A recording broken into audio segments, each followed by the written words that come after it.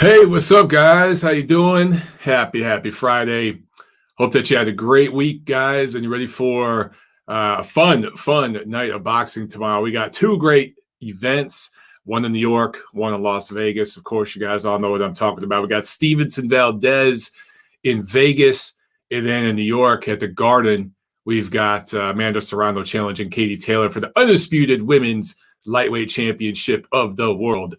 And I'm just replaying here on the screen the Valdez Stevenson weigh-in that just took place, and I'll just play that here. I'm going to share my screen and share a few different things.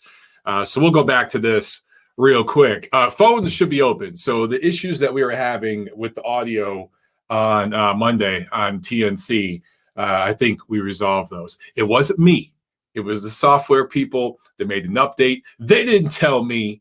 You know, that's just what they do. So, yeah, we got all that fixed. Anyway, if you guys want to get in on the phones, go ahead and do that. In the meantime, you know what? Let me share a different screen because I got some fun stuff for you guys. First of all, I'm going to share a poll that I did, and this is unrelated to boxing. This is just for fun. I did a poll the other day because I saw some list that I came across. The worst movies of the 2000s, and there was a list of like 100 of them. And I got to admit, I didn't see most of them, but I thought, just the top 3 that were on this list, I put it here on this poll. I only got 150 votes. So like, not a lot of people responded. Actually, a lot of people responded in the comments. I got a lot of comments on this, but not that many votes. But what is the worst, shittiest movie of the 2000s? And by a few percent, you guys picked Battlefield Earth. I got to admit, I never saw it. I also got from Justin to Kelly on there. Never saw that. But I did see Geely, and that was the shittiest movie I've ever seen at the theaters. It wasn't my idea. My ex-girlfriend at the time wanted me to go. She was a huge J-Lo fan, and this is like peak J-Lo craziness.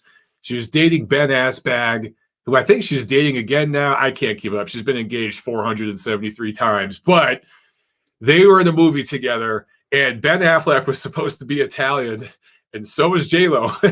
And they were both like supposed to be Italian mobsters. Al Pacino made a little cameo in it. He was terrible. I mean, everybody in it was so bad. The dude from The Hangover, I can't remember the name of the actor, like the actor's actual name, but he played the guy Doug on the first Hangover, the one who got lost. I think his name was Doug, the character, and he was like a mentally handicapped guy in Geely. It was just the whole thing was just shit, and it was probably like 20 years ago. Anyway, yes, terrible. I wanted to leave, but I was there with a girl, and you gotta put forth the effort to seal the deal. So I did. I stayed for the whole movie. Anyway, I just thought that poll was fun. We'll go ahead and remove that. I want to show you guys one more thing, and then we'll keep it to the news this weekend, I promise. Let me find it. Where is it? Oh, yeah, here we go. Check this out. That is what I'm going to be rocking for my fight in 2 weeks. 2 weeks from today here in Atlanta, Georgia. I got to thank the folks at Title Boxing, specifically Doug at Title Boxing for hooking me up with this. That robe, those trunks, and the boots, they're dope. They go together.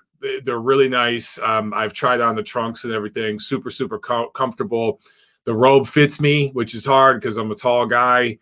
So that thing, I'm loving it. I'm loving it. Now, the charity that we're fighting for, they're going to give us like a vest. We're all going to have to wear a vest. And it's going to be the name of the charity and all that. So they'll give us that there that night. But this is what I'll be rocking to the ring. So I'm still trying to pick, my ring walk entrance song. And I'm like, do I want to go something moody? Do I want to go something light and cheery? Do I want to go like old school hip hop? Do I want to go like atmospheric kind of underground kind of music? Do I want to go like Italian folk music and do something crazy like that? So I'm still trying to decide. I don't know yet, but I have to get it over to the DJ by tomorrow. So I need to figure that out. Anyway, this is what I'll be rocking in the ring. And if you guys see some marks on my face, that's from some good old sparring. I put in about 8 rounds Tuesday.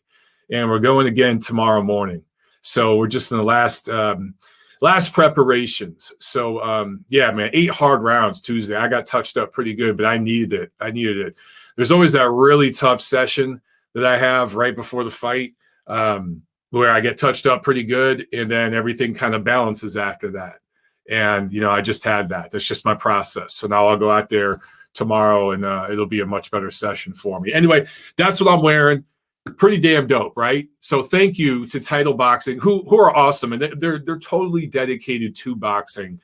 There's a lot of brands out there that do gear for all fight sports, or maybe they used to be heavily involved in boxing. They're not as much anymore. Title Boxing is still super, super dedicated, and they actually do a lot of stuff on the side with a lot of other companies. They produce the Ring Magazine belts. I don't know if you guys knew that. They build our Ring Magazine championship belts for us. They have an exclusive deal with Crunk, and they do the Crunk shorts, the official Crunk trunks for the Crunk boxing team out of Detroit. And they have other deals like that. So Title is super, super into the world of boxing, not just in the amateurs and stuff, but even in the pro game a lot as well. So, highly recommend those guys. I have a ton of gear from Title, but my man Doug hooked me up with that. Thank you so much, Doug, and thank you, Title. All right, let's get back to Valdez Stevenson. Let's pull up this weigh-in here. This isn't live, by the way, guys. This was from a stream that Top Rank just did. So let's see here. I'm going to fast forward because I don't care about all the vignettes that ESPN likes to do. So let's skip forward here. Let's see if I can pull up the volume just a little bit in my headphones.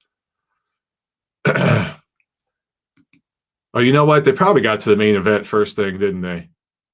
Yeah, let me jump to the beginning of this. Oh, what the heck, man? Where is it?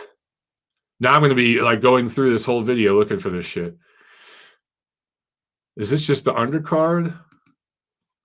For real, they just broadcast this on their YouTube channel. So if I can't find it, then I can't find it.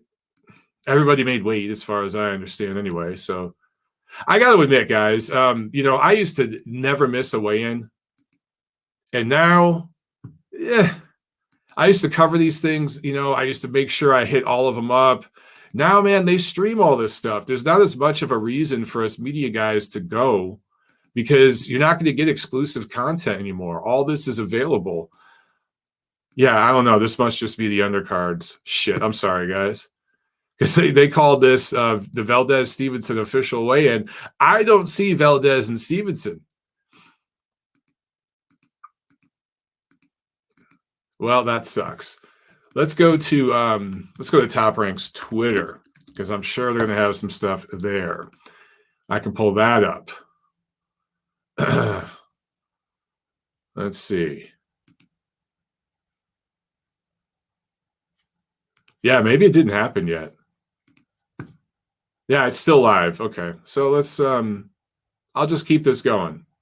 I'll just put this real low in my headphones so I don't disrupt you guys any more than I already have. You're sitting here watching me skim through a freaking video. We'll just leave that going. Okay, let's get to the actual chat. All right. Oh, we got a super chat already from my man Steve Teitelbaum. Thank you so much, Steve. He says, can Probellum still continue in boxing?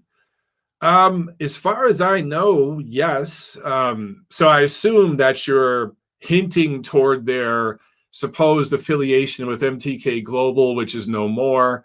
If I'm mistaken, correct me on that, Steve. But they haven't been tied to anything, and as far as I know, yeah, they can still be involved in boxing, and it wouldn't surprise me, since MTK Global officially blew up, to see a lot of those guys kind of slide over to Probellum or somebody like that, as far as an advisor.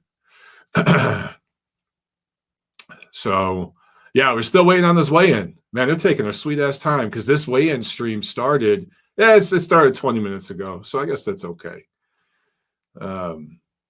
Andrew says Battlefield Earth is no good. Yeah, I never saw Battlefield Earth, so I don't know.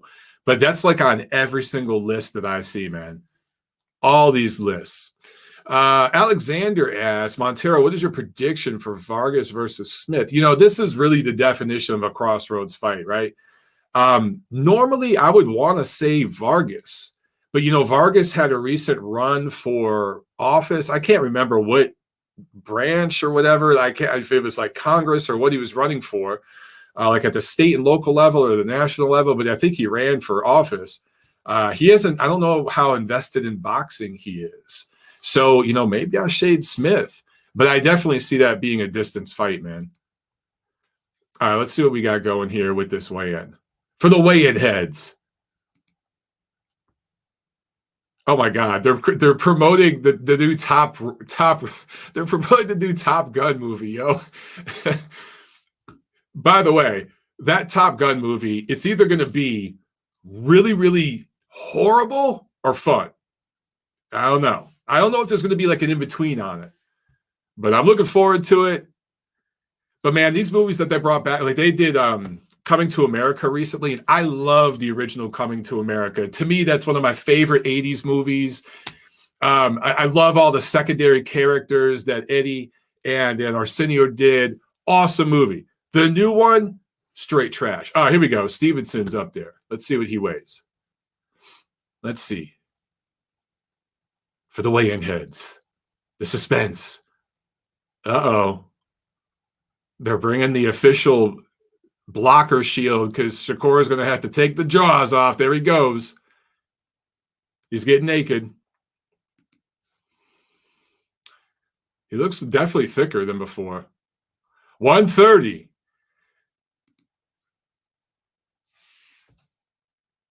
The WBO jam Shakur. What the hell is jam Shakur? So he had to take off his boxers to get down to 130. That's interesting.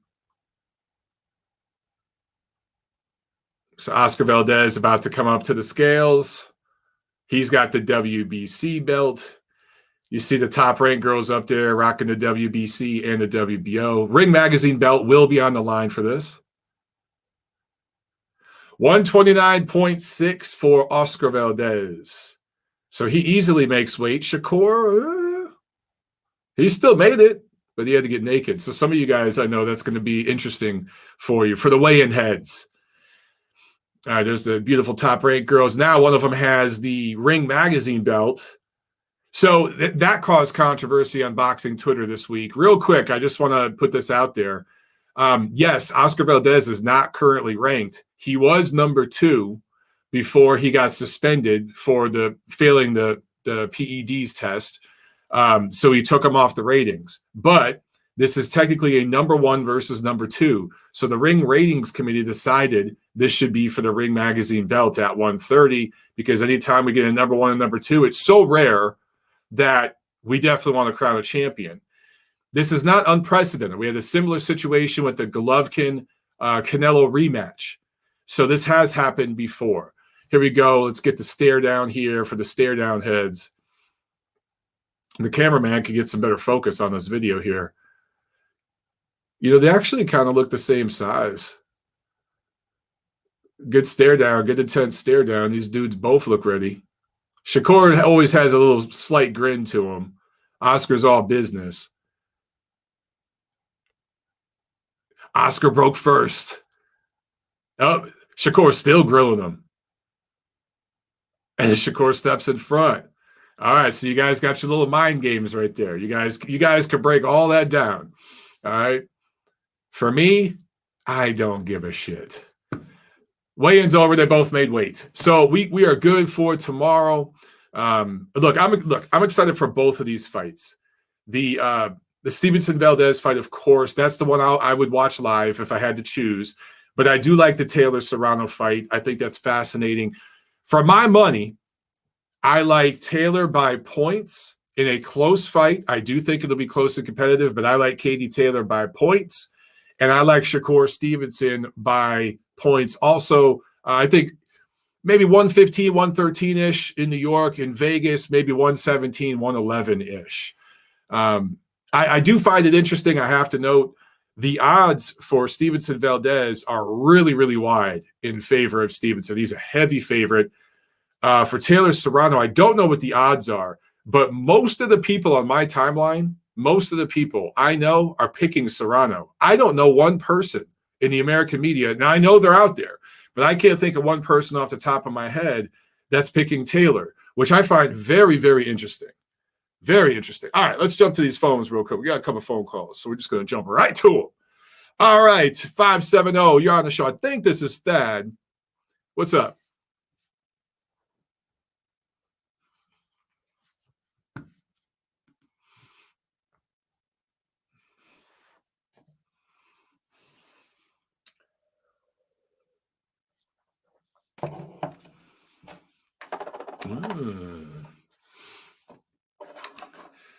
The Marine Corps anthem. Interesting. All right. We'll keep that. We'll keep that in the top. And we got like 4 or 5 right now, so I'll put the Marine Corps anthem up there too. That could be fun. I could do the Jamel Herring thing. That could be cool.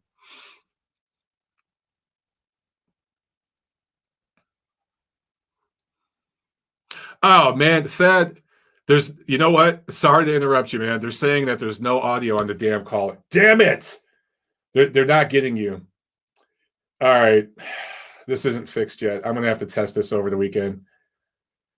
Nah, it's something with the software. Yeah, I'm sorry, man. I'm gonna have to let you guys go on the phones. I'm so sorry. We will have this fixed by Monday. All right, let me just go with that. Oh, I'm sorry, guys. Damn it. I thought we had this fixed. I'm hearing it here. So on Monday's show, I couldn't hear the calls in my headphones or anything. I was hearing it through the monitor. That's how I was hearing it. Now I'm hearing it in my headphones. So we got that fixed, but it's not coming through to the show. So there's still something screwed up. I will test it. I will figure it out. I will get it fixed for this weekend. Damn it, guys. I'm so freaking sorry because I was really looking forward to talking to some of you about these fights coming up. Damn it. That was Thad. We had Nacho on the line after him and a few more calls. But this isn't, man, I hate when they do this. I really, really hate it because it makes me look like an idiot, and I didn't do anything. I didn't change anything. There's 100% on the software people. Good times. Anyway, well, if you guys, I can get to a couple more questions here in the chat, but unfortunately, no phone calls. OJ says Coming to America 2 was horrible. Yeah, it was just so bad. So bad. You guys, we got Papa Chubby says, stay on my wing, Iceman. Is Iceman going to be in the new Top Gun movie? I wonder if they'll have like a flashback to Goose. Papa Chubby says Mexico versus Puerto Rico. Yeah, so look, this is, of course, another controversial thing with Shakur Stevenson.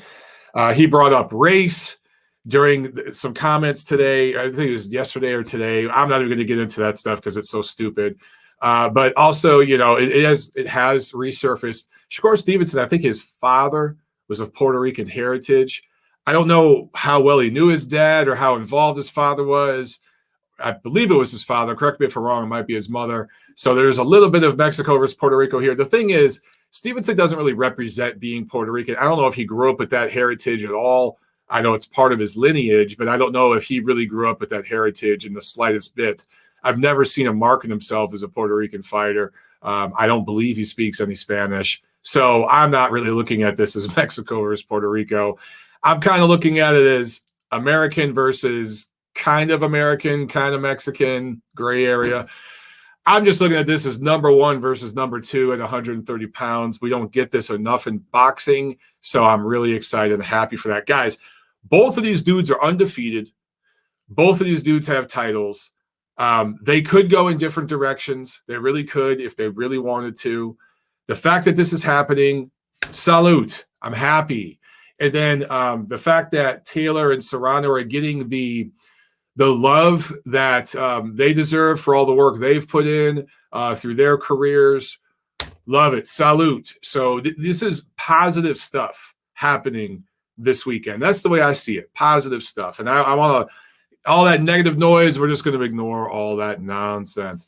Michael Mendiola, what's up, brother? He says, last time somebody stepped in front was when Vargas did that to Zepeda. Sean ended up winning, wound up wrecking that clown in 1 round. Interesting.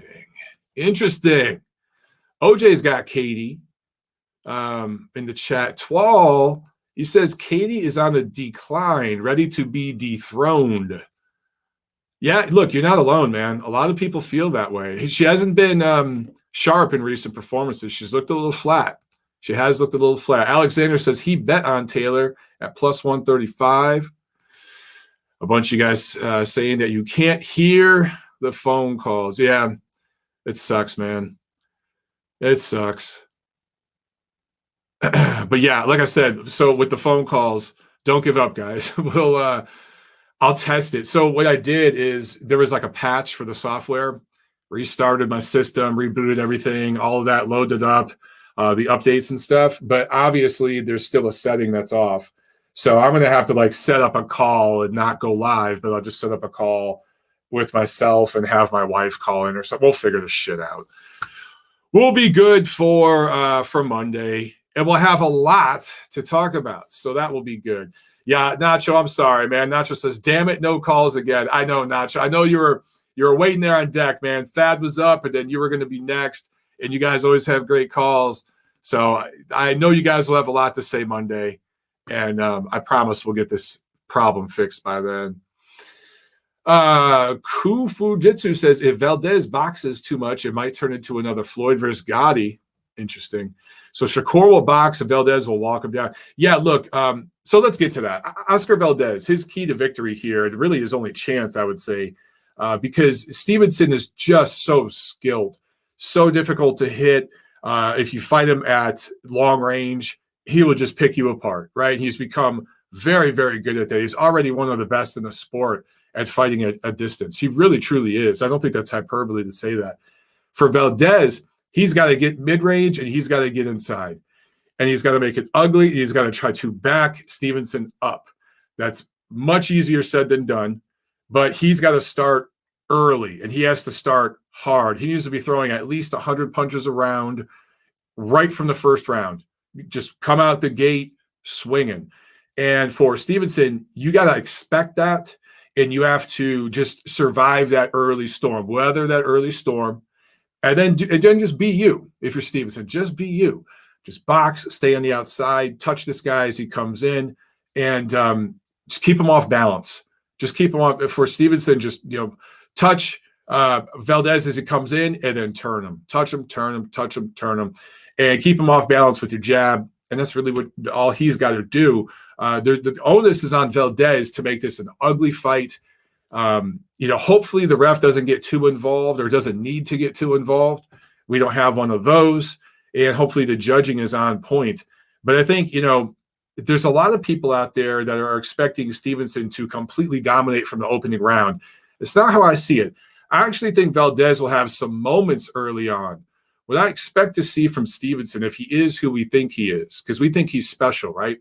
We think he's a future pound-for-pound talent, borderline right now if he gets this win. I expect Stevenson to make adjustments on the fly, and in the middle rounds, find something. Start controlling the distance by the middle rounds after surviving some early, tough moments, and then start to coast in the second half of the fight. That's what I expect to see. So I do think Valdez is going to win some early rounds. And I mentioned this in TNC Monday. It absolutely would not surprise me. It wouldn't shock me to see Valdez score like a crazy out of nowhere, flash knockdown.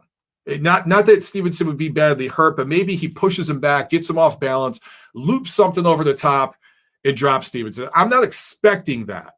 All I'm saying is it wouldn't shock me. But after that early storm, I do expect Stevenson to make those adjustments, coast late, and it also wouldn't surprise me to see the doctor step in or something, and stop this fight in the 10th or 11th round. I don't think Reynoso is going to stop the fight at all. I don't think Valdez will quit. There's zero quitting him. But if he's cut up, busted up, there's an injury or something, I could see maybe the ring doctor stopping this fight late. All those are very, very possible. All right. James Hunt says Serrano will get the win. Look, that's how most people see it. I'm not saying Serrano doesn't have a chance, because to me, that's like a 55-45 fight, especially with it happening in New York, where I think the crowd will be very, very favorable to Serrano and a promotion. You know, Jake Paul being invested, I do think that helps her.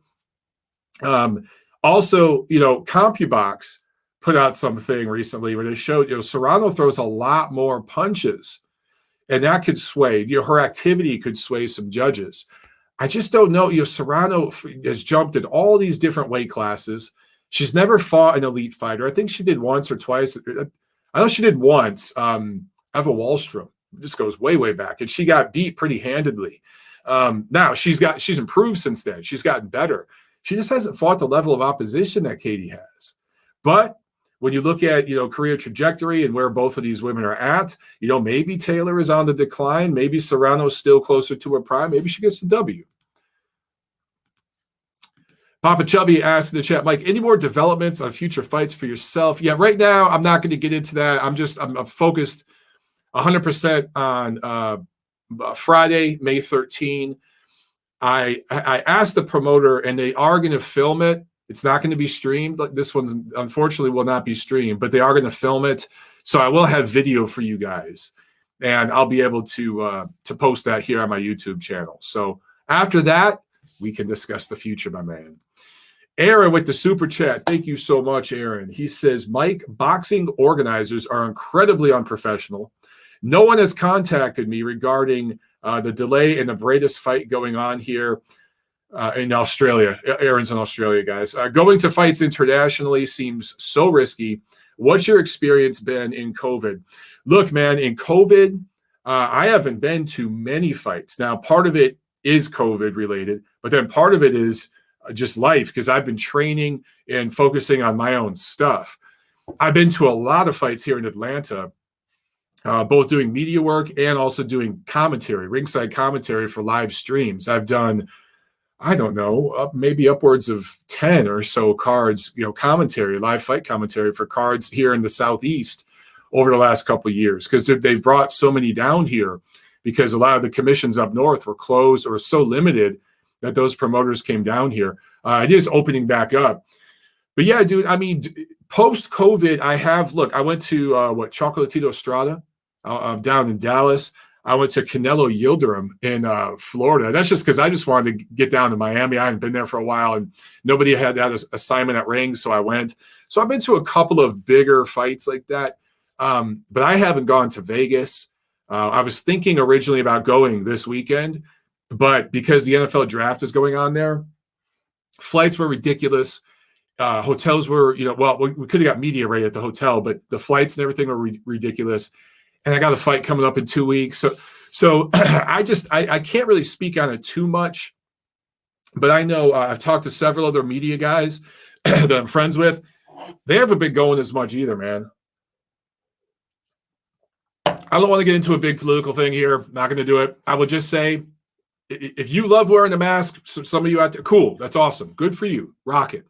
A lot of people don't want to go to a fight wearing a mask and having to deal with all that kind of stuff, and then having the possibility that it could be shut down, right? A lot of these international fights, to your point, Aaron, some of them have been delayed and stuff related to COVID. Some people have tested positive and they've pushed fights back. So it's just kind of risky right now, man. People are not going as much right now. Super chat from CJ Duncan. Thank you so much, bro. I appreciate it, man. He says, phone IT department is ducking Montero. Blessings, my brother. Hope training is going well. Serrano split decision versus Taylor. Stevenson majority decision versus Valdez. Salute. Damn, okay.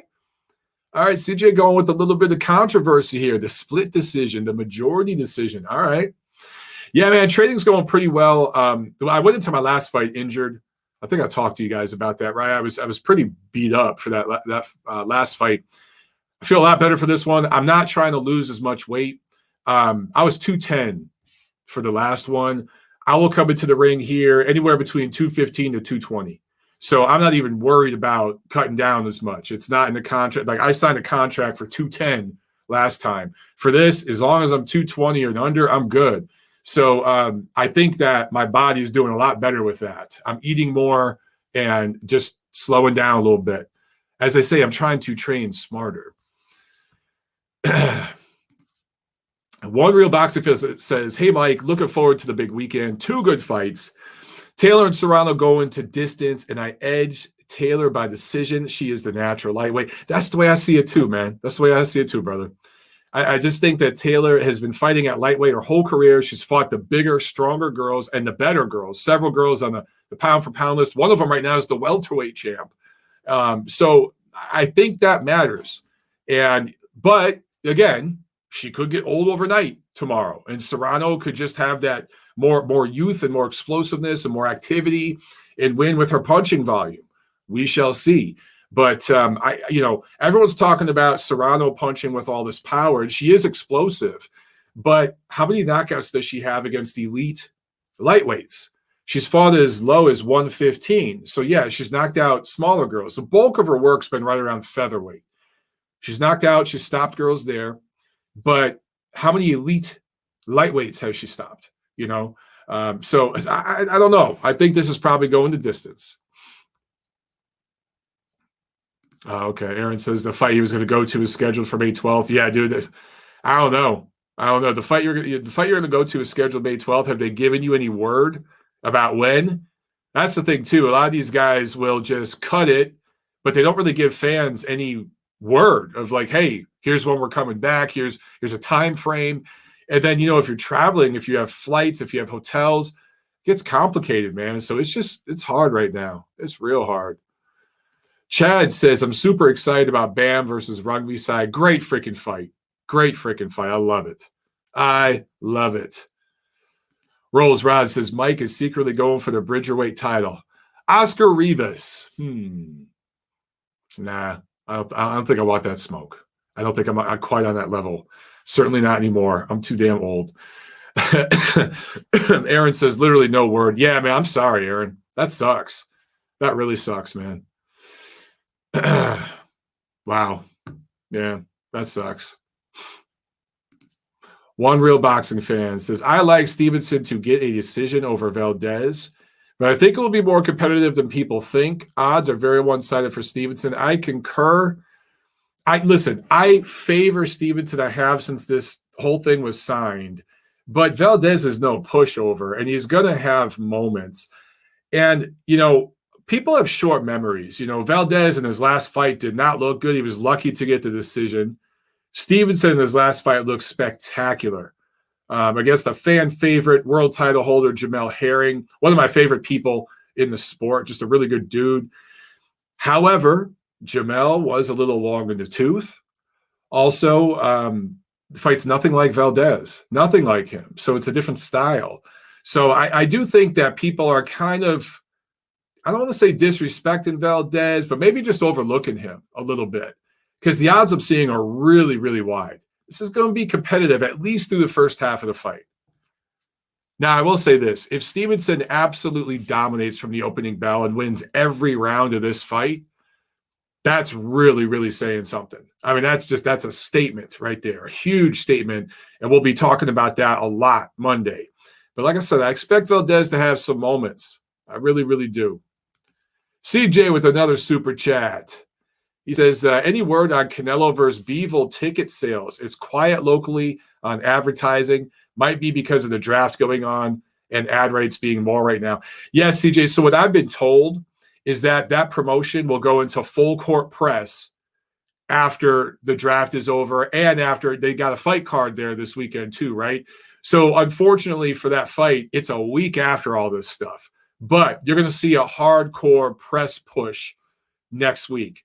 But the NFL draft, that dominates, right? So you're going to see some advertising during the NFL draft. I would expect to see that. But the DAZN has cut back on a lot of advertising and stuff like that, spending. But of course, around Vegas, dude, I would expect you to see some advertising this weekend. I know guys working that fight and stuff like my man Jim Boone, friend of the show, right? He's a friend of ours. He's 100% involved right now with Valdez Stevenson. But as soon as Sunday morning hits, boom, it's switching to Canelo Bivol, right? So that's just they're really, really close together. But I do expect it to get real hot next week. I think the thinking is it's Canelo. People are going to show up, it's kind of like with the Fury White thing. There wasn't a whole lot of promotion for that. They still sold over 90,000 tickets, apparently. So I think Canelo, it's still Canelo, and they'll do fine. Okay. What else do we got? What else we got here? Twal says, Valdez didn't look good in his last fight, in my opinion. Lucky to get the nod. And Burchelt win doesn't look that impressive anymore. Agree with all that. Says Shakur looked really good in his last few fights, plus he's a younger guy. Yeah, that is a very good point. Shakur, I think, is like 24, and Valdez is like 31. If Valdez has been through some tough wars. So look, this just might be perfect matchmaking at the perfect time. Top Rank really knows what they're doing. They've kind of got everything they're going to get out of Valdez at this point. And the thing with Valdez, he can lose a few fights. It's not going to hurt his marketability with his fan base. His fans don't give a shit. I mean, of course, they want him to win, but they're still going to show up for his fights. You know, if he fights in Arizona and stuff, he's still going to do well. For Stevenson, that O is really important to who he's marketing to. So if you look at the way they built Stevenson up and matched him against Herring at just the right time, it's just the perfect time. That was perfect seasoning by Top Rank. I think they see something here too. It sucks for them that Burchelt lost the way he did and looked as bad as he did recently. That does hurt a little bit. But look, Valdez is still a 2-division title holder. He's still undefeated, a 2-time Olympian from Mexico. He has crazy great credentials. This would be the biggest win for Stevenson's career by far, should he get the W. Aaron says Vargas and Smith are quintessential gatekeepers. Yes, agreed. You know, they get dissed by a lot of boxing fans, and a lot of fans are shitting on that fight. It's actually a pretty good matchup. You know, it really is. You guys got to think, for a co-feature, look at the undercard you got for Fury versus White. That was like the worst undercard in years, right? The Spence and Ugas undercard, it was showcase matchups against dinosaurs, against human punching bags that should have retired 2 or 3 years ago. So all things considered, for a non-pay-per-view co-main, it's a pretty good fight. And these guys, yes, they're gatekeepers, but you need fighters like that in the sport. If we didn't have gatekeepers, you would get literally Isaac Cruz versus Yoriokas Gamboa. That'd be every fight. Like, is that what you want? Is that what you want? All right. Max says, weigh-in bros checking in. Hey, man, we showed the weigh-in earlier. You missed it. You missed it, man. And, you know, there was some drama, you know, because Shakur Stevenson, he had to take his boxers off, and he kept the stare going after Valdez broke, and then he walked in front of Valdez and flexed. So, I mean, yeah, there's a lot of drama for you there to dissect, brother. So have at it, man. I know you're probably holding back that boner right now. So, yeah, do what you got to do. Aaron asks, yo, Mike, what other boxing channels, podcasts do you watch, follow? Great question, man. I like 3 Doctor Rule with my man Steve Kim and Mario Lopez. Those guys are awesome. Steve, one of my better friends, just a super, super great human being. Mario has always been cool to me. So I enjoy their show. I like the boxing rants with Kenny and Vince. Those guys are hilarious. And because they're not trying to be media guys, they're just fans that have a show, they let it rip. And they just give you their personality. Some people don't like it. Some do, whatever. For me, I think they're funny guys. I don't agree with everything they say. I think they're fucking funny guys. And I do agree with a lot of what they say. So their show is very entertaining. I like Ringside Reporter with Eric Lorta and Joe Habib. I think they do a good job. They're consistent. They put out material every week. So, I'll check them out. I don't always listen to their callers and stuff, but I like to get their take on what took place. Once again, I agree with some. I disagree with some. Maestro, he does a fun show. The Hispanic Cause and Panic Roundtable. I've been on that a few times. That can be fun. So there's a few of them I listen to, but not many. And I don't listen to any of them like I would say where, first thing, boom, I got to listen. I'll tune in and I'll check with the news. What I like to hear is different people's take on different things. I like to kind of keep my finger on the pulse of what's going on, right? So I like to listen to a few different shows and just get people's perspectives as I'm, kind of formulating. I have my opinions and I'm strongly opinionated, but I like to hear dissenting points of view to keep myself in check. At least I try to do that. I could probably do a better job of it, but I'm trying, right? I'm trying. Jacob Torres. So Shakur suddenly became Puerto Rican. Yeah, that is kind of funny. Look, he is technically half Puerto Rican, but Puerto Rican is a nationality, a heritage. It's not a race. There's no such thing as a Puerto Rican race. There are white Puerto Ricans, black Puerto Ricans, mestizo, indigenous, all sorts of different words that somehow are offensive in America, but in Latin America are normally used. But there's all sorts of different groups in Puerto Rico. So apparently he's half Puerto Rican. Does it add anything to this promotion for you guys? Does it really make it Mexico versus Puerto Rico? I don't look at it that way. I don't look at Shakur Stevenson and think Miguel Cotto or somebody like that. Miguel Cotto was from Puerto Rico and repped being a Puerto Rican fighter. So when he got in there and fought Canelo, that really was Mexico versus Puerto Rico, right? That's not how I'm looking at this. Some people are just, I think Top Rank's desperate to find a Puerto Rican star. That's just part of what they do. They have a very, very cookie cutter way of promoting. And part of that, they need a Puerto Rican star. Aaron says, I watch MOB, Ring Digital, Boxing Rant, and Boxing Wave. Well, hey, man, I appreciate that support, bro. I appreciate that support, and that puts me in some good company. S. Gonzalez asked about BDA. I have seen BDA, and I like BDA on Twitter. A lot of the stuff they tweet is spot on. So I actually need to check out their show more. Need to do that. CJ says, Brada got that hand speed, though. Yeah. Which one would say that? I think it was Kenny. Brada got that. Brada? He got that hand speed. Yeah, those guys are funny, man. Yeah, David said, Stevenson's absent father is Puerto Rican. Okay, yeah.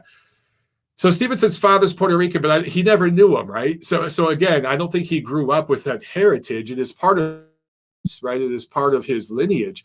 But I don't think he grew up in that culture or heritage. So I don't think it's something he represents. I think he will probably come to understand it and represent it more as he gets older and wiser, a little more mature. But at this point right now, he's certainly, I don't see him as a Puerto Rican fighter at all.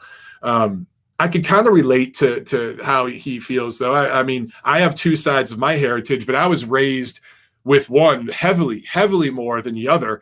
I didn't even really realize what the other was until I got older. And then some things, some family secrets came out, and I learned some things. So as I've gotten older, I've like, oh, okay, I'm also Eastern European. Well, that explains a lot. That explains my light eyes and my height and, some of those things. And so I've tried to learn a little bit more about that culture, Anyway, so I get it. I get it. S. Gonzalez says, this isn't Puerto Rico versus Mexico. No, it's not. I mean, Stevenson's American. By the way, Puerto Rico is pretty much America. They just need to make that shit the 51st state. It's already an American, I think they call it an American territory.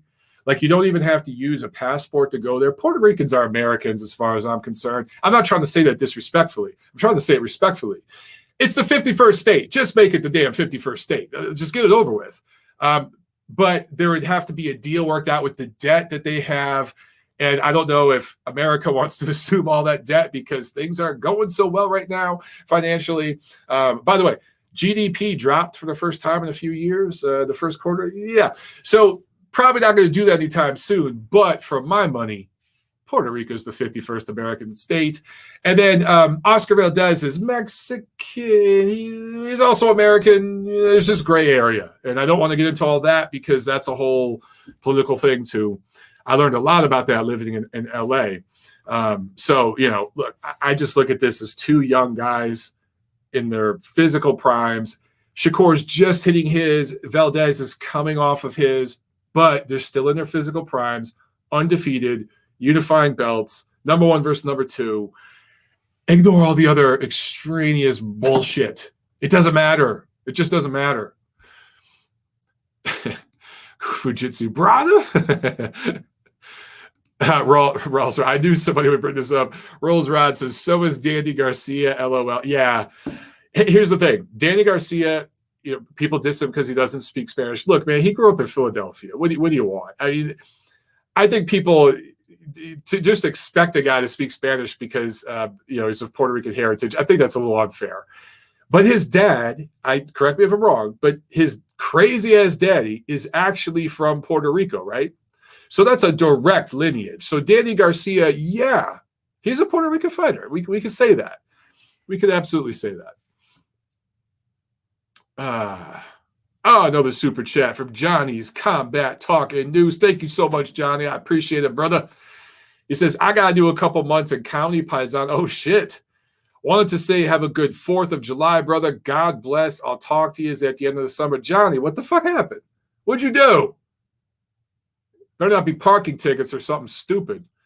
Well, hey, we've all had a bit or two.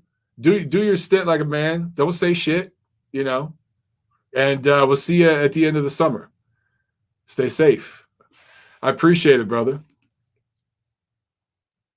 Kufu Jitsu says Stevenson is trying to grow his fan base with the Puerto Rican thing. Yeah, honestly though, I don't see it working. If I came out tomorrow and said, "Oh, hey, I had an Irish uncle that trying to market myself as an Irishman," like, come on, man. That's just how it feels. Like, I don't know. It's just like pulling shit out of his ass. I don't know. Johnny says, "Smash the like, motherfuckers." Actually, he just said fuckers. I added the mother. But yeah, you guys really should smash the like. Yeah, Johnny, we got to know what the hell happened, man. You can't leave us hanging like that, Johnny. He said, nah, I could do that standing on my head. But yeah, a couple months. You could, that's fucking easy, man. That's like just a deep breath. You're out. So you'll be fine. Nacho said, did you see the WBC order Josh Taylor versus Jose Zepeda? Yeah, I saw that. I like that fight a lot. If Taylor stays at 140, it's one of the best fights that can be made, in my opinion. I likes it a lot. And based on Taylor's last performance, those odds are going to be interesting. Those odds are going to be very interesting for that one.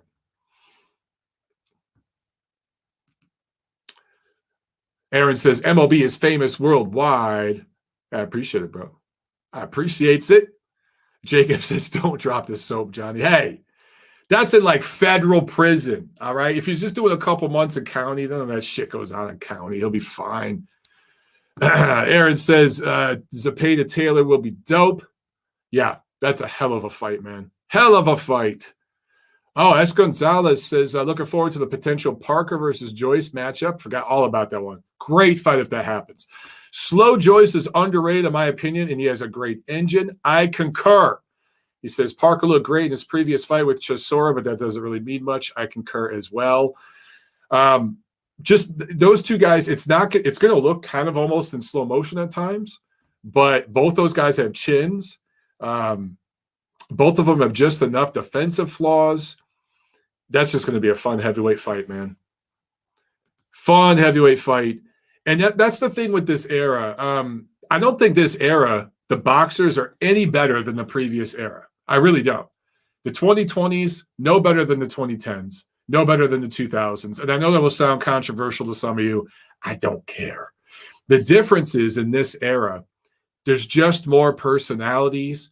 There's a little more diversity, fighters from different parts of the world and with different styles. They look the part more, and you're getting fun heavyweight fights. It's not always the most skillful thing that you've ever seen, but it's fun. You're getting exciting moments. You're getting some drama. And that you didn't always get in the 2000s, 2010s, when the division was predominantly dominated by Eastern Europeans who fought with a very tactical mindset. And there wasn't a lot of personality in the ring. It was a lot of chess, right? So that wasn't as scintillating and as exciting as what you're getting now, where there's more guys in the UK. There's a couple American guys. There's a guy from New Zealand, right? There's guys from different parts of the world, and they're all competing. When they do fight each other, it's fun. And that's what makes this era different. You're just getting a few more fun fights. But I don't necessarily think the fighters are any better. In fact, they might even be worse in a lot of cases. Nacho asking, what the fuck is going on? What the fuck is Golden Boy doing? Was Zerto Ramirez fighting Dominic Bozell? I don't know. Look, Zerto Ramirez, I just don't know. I don't know what to say about the guy anymore. I feel like he hasn't been relevant for years. And when he was first coming up and Top Rank was pushing him hard because he's a good-looking Mexican kid with a great story. He checks a lot of boxes. The one thing he isn't checking is getting in the ring and inspiring. And Dominic Bozell, dude, really? I ain't going to say shit. The least we say, the better when it comes to that one. All right. I'm so pissed off about the damn phones. I'm just pissed about that. Rolls Rod asks, any update on Virgil Ortiz? Is he moving up or staying at 147? As I understand it, he's moving up to 147. That's as I understand it. But nothing official yet. Alexander asks, hey, Montero, what is your take on Berlanga fighting Angulo? What? Fighting Alfredo Angulo? No. No. Let me look this up. Am I missing something? Because I didn't hear this. I thought Angulo had a fight coming up in Atlanta. Yeah, that's what I think. Yeah, because I'm going to be doing the commentary. Alfredo Angulo is fighting here in Atlanta, June 11th, which is 2 days before my birthday, by the way. My birthday is June 13. And that'll be downtown at Center Stage in Atlanta. I'll be doing the ringside commentary for that promotion. That's how I know that. So, hey, fighting Angulo. Oh, Alexis Angulo. Oh, shit. Okay. I was going to say. Let me make sure this is official. Because I like that fight. Yeah, it's not official, guys. Because I'm looking up at BoxRec. And that same day in New York, that same day that Alfredo Angulo is fighting, of course, Berlanga is fighting up there in the Garden, but it's still TBA officially. So, but if they do that, yeah, I like that one. I'm going to see what they got for Alexis. Let's see what they have for him. They don't have him on the schedule at all. Yeah. Yeah, I actually, look, man, look, he went 12 with Gilberto Ramirez.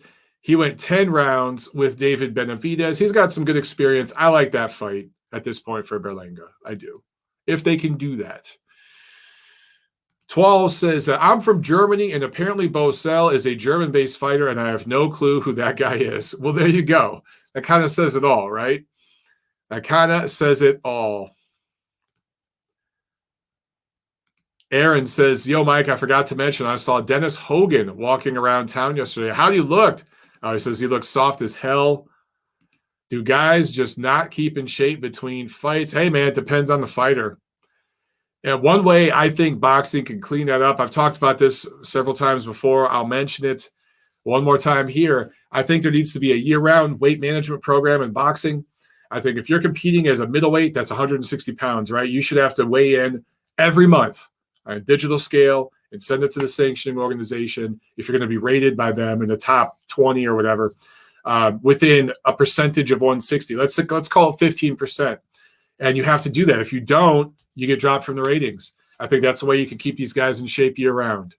Pretty easy. We have the technology to do that now. But yeah, if Alexis Angulo versus Edgar Berlanga comes together for June 11th, I like that a lot. Nacho says that Top Rank called it out on their Twitter. Okay, I like that matchup. That's a nice step up there against an experienced guy that goes rounds for Berlanga. We're going to find out, which I like from Top Rank. I think they're kind of saying, all right, dude, it's time. We're going to move you along a little bit here. You got to show us something. Aaron says that Dennis Hogan had no definition of all. He was sort of shocked and looked tiny, but I'm like 6'5", 200 pounds, a cruiser. Aaron, as I always say, these guys always add an inch, sometimes 2 inches. Always in their the way they're listed. And that's just what the boxing promotions do. I've met so many of these guys, and sometimes I really am shocked at just how little a lot of them are. When I saw Floyd, I was like, wow. Not much bigger than my wife, honestly. My wife is like 5'3", 5'4". Floyd was not much bigger than her. Floyd, Manny. Manny is even smaller than Floyd. But I was shocked, because I knew that they were little guys, but when you see them in person, it's just like, wow.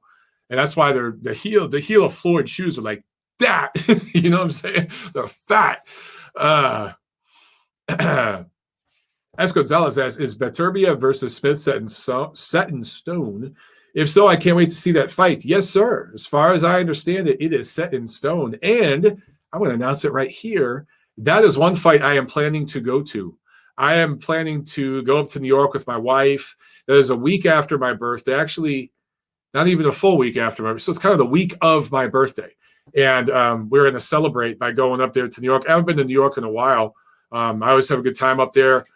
So any of you guys based up there, if you're planning on going to that fight, even if you're not, we could do a meetup or something. I'll be up there, 99% sure. I'll be up there for Beterbiev Smith.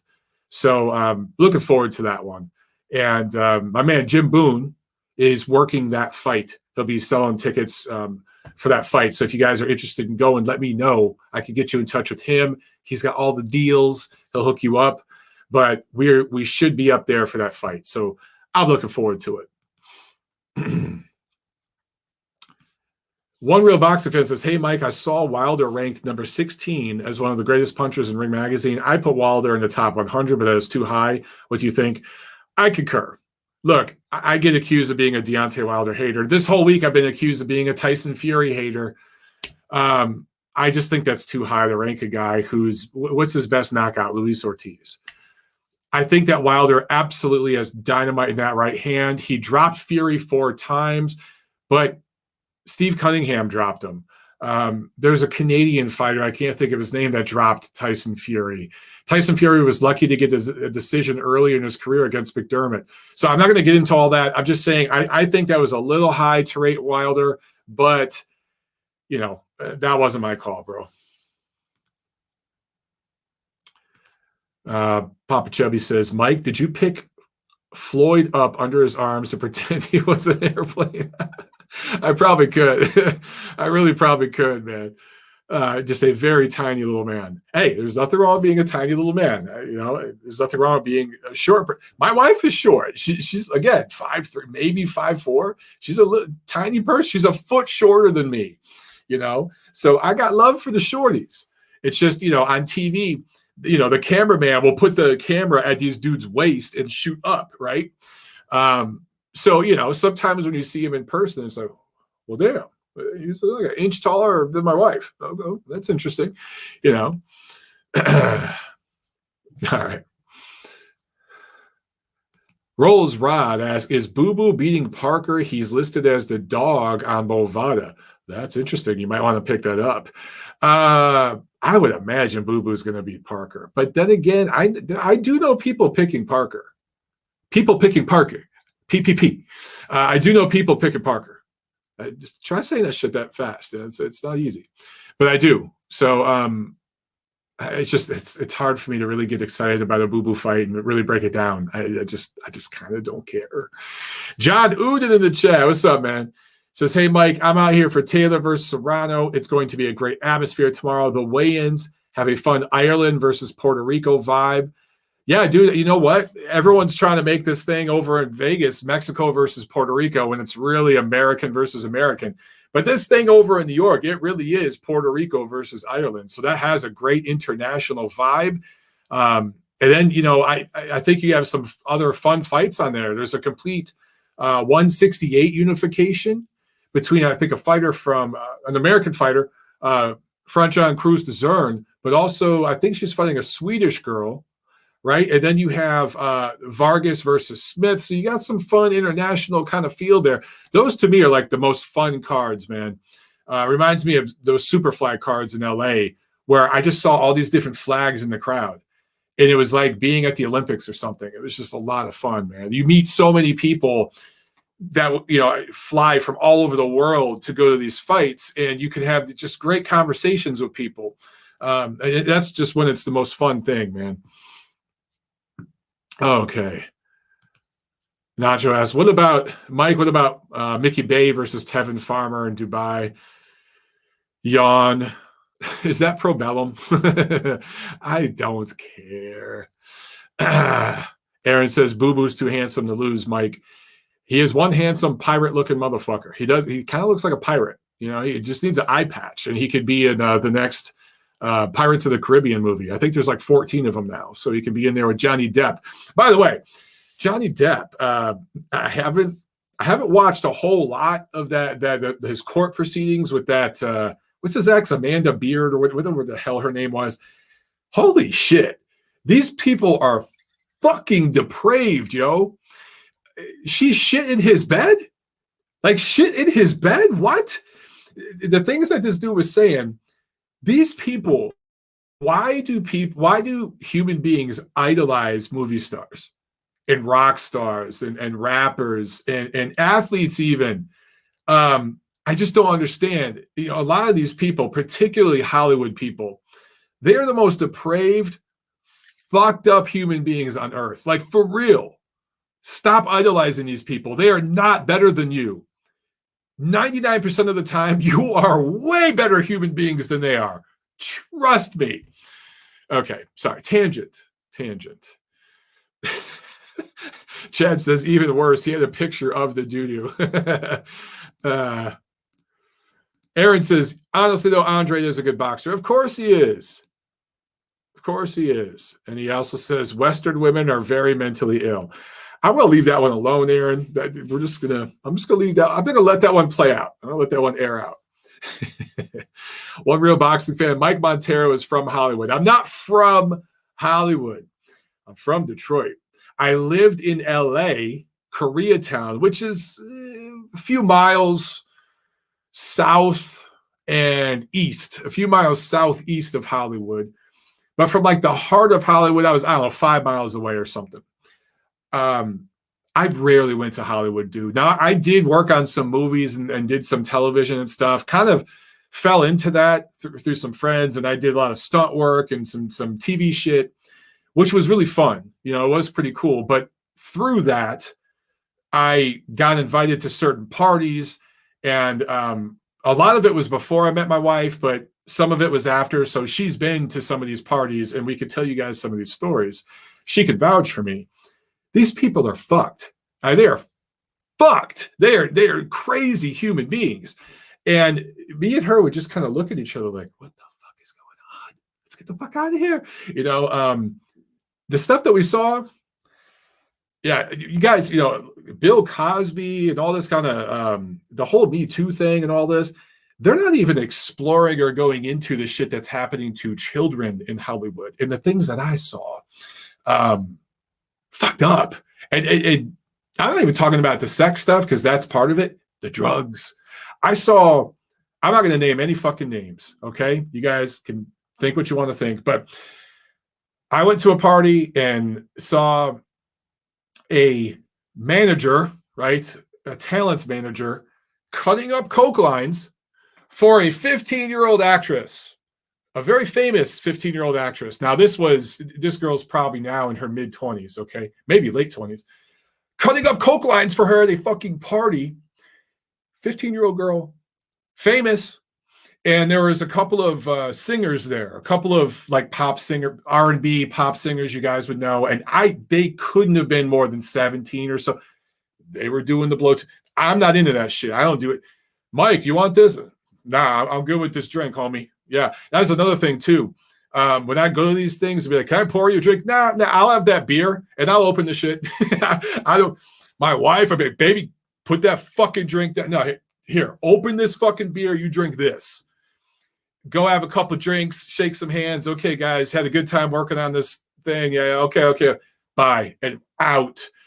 The little things I saw. And I was a D- lister, okay, among all these higher up people. If I saw that kind of shit, I can't even imagine what goes on with like higher up people. Yeah, those people are not good human beings. Just not. Oh, Chad says Korean barbecue is the best. You got to get the real Korean barbecue. The real shit. in LA, Koreatown. That's that real shit. And there's some wacky, crazy stuff you can have. I've had snouts. I've had pig cheek. I've had the cheek is actually good.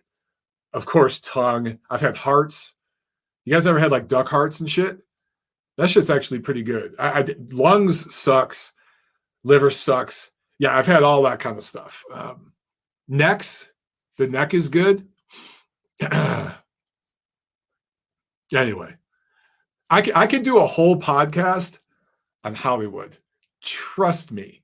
But my shit would get shut down in a second, yo. In a second. Because I've seen some shit. Also, you become privy to certain information.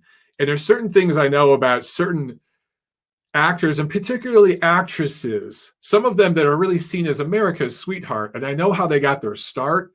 I know how they got put on. There's a name I'd love to drop right now, guys. Like, because if I mentioned her name and how she got put on,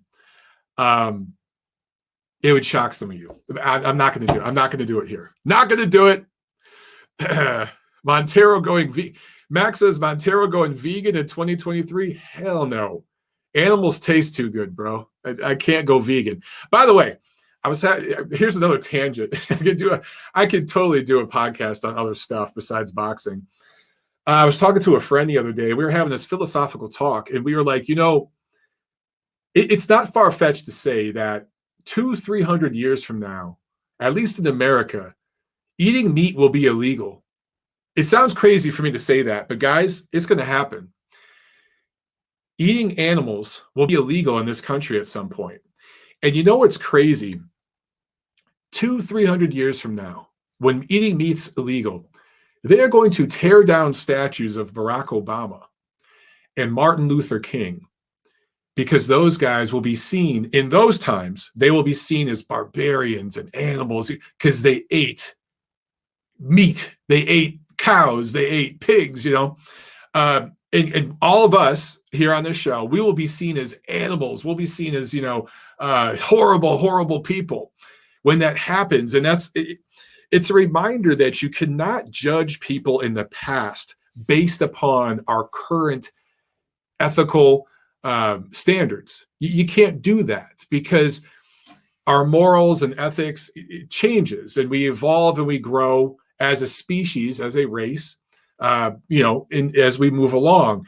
And so, that's my greatest issue with judging people of the past. The morality was different in the past. Now, we should improve. Our morality should get better. Our ethics should get better. Our standards should improve. And so if one day we can make alternative food sources that have the nutritional value of meat, all the protein and all that good stuff, it's cheaper than meat, because that's another big thing. Going vegan right now, only rich people can do that shit for the most part. It's healthier. It's more nutritious. So it's beneficial to eat it, right? Then you could start making the moral, the moral case that, meat should be illegal. We're hundreds of years away from that, our technology and stuff, but it will happen. And when it does happen, we'll all be dead. We'll all long be dead. But our great grandchildren will judge us and see us as fucking savages because we ate meat. And, we posted shit on our Instagram. Yo, look at the sausage and peppers, and they're going to look back. My great grandpa was a fucking savage. He ate pork, kind of crazy. Just to put things in perspective.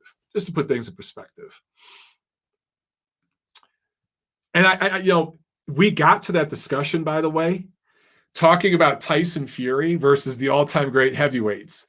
And we got to how we got there was you can't judge heavyweights today against heavyweights from the 1950s or the 1920s. It's ridiculous to compare eras. And then that's how we got into this philosophical talk about, moral standards, political standards.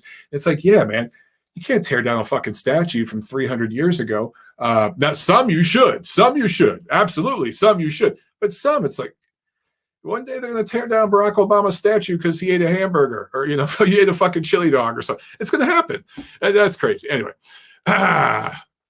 S. Gonzalez asks, hey, Mike, what's the deal with that weasel Mark Ortega, and why does he hate you and Steve Kim? Because we're better than him. Listen, I've done a little research into that guy. There's a few people that go after me. I have friends that can find information on people. I still have those connections. I've done a little research. I'm not going to talk about that guy. I hope he gets the help he needs one day.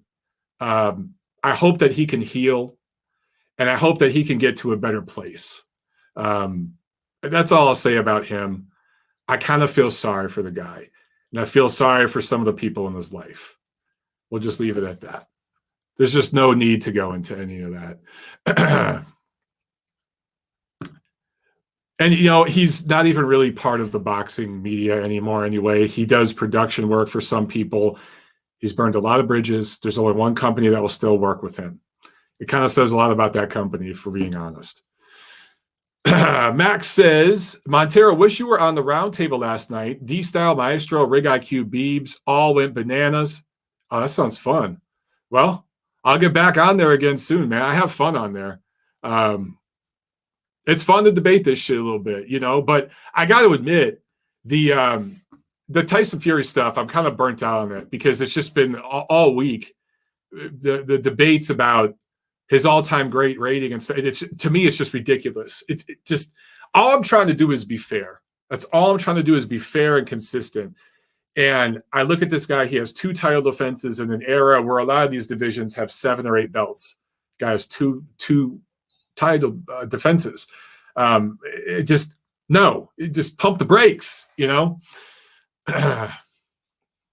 right. Let's see. Aaron asks, Mike, can you tell me why people think Bivol is a simple 1 and 2 in and out guy? Because he kind of is. But I'll say this. He does a lot of that in fights because that's all he really needs to do. He does have more elements to his game. He does.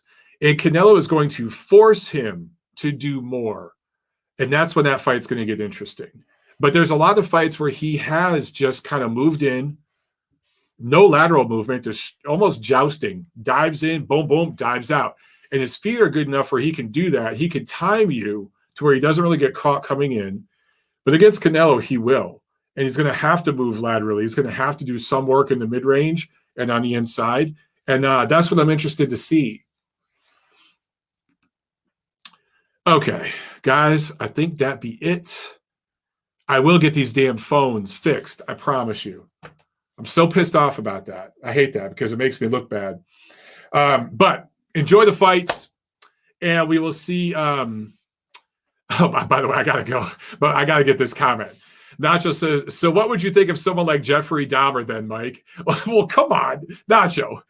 Is there a statue of Jeffrey Dahmer somewhere? If there is, I'll go tear that motherfucker down. Come on, dude. That was the sick motherfucker, right? Mentally ill, fucked up, and he got what was coming to him. So yeah. I mean, that has nothing to do with what I was talking about before.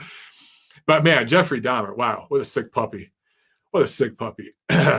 Anyway, on that note, enjoy the fights. Have a great weekend, guys. I'll see you Monday. Peace.